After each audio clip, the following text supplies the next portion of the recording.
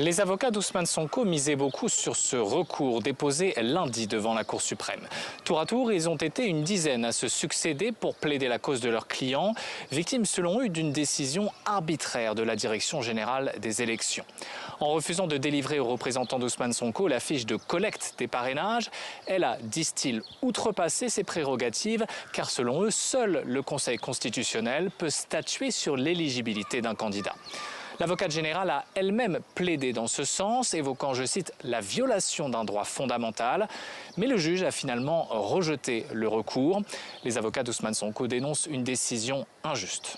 On n'a pas besoin d'être un agrégé en droit, un praticien du droit, pour savoir que le juge s'est trompé. Il n'a pas rendu le droit. Parce que les juges se trompent. Et toujours, on pense qu'il s'est trompé de bonne foi. Et c'est pour cela que des recours sont prévus. Mais dans le cadre d'Ousmane Sonko, toutes les décisions qui sont rendues, ont été des décisions en défaveur. Comme on dit, la fin justifie les moyens pour ses adversaires, pour l'empêcher d'avoir des fiches. Si on n'a pas de fiches, on ne peut pas avoir des parrains. Et si on n'a pas de parrain, on ne peut pas être candidat.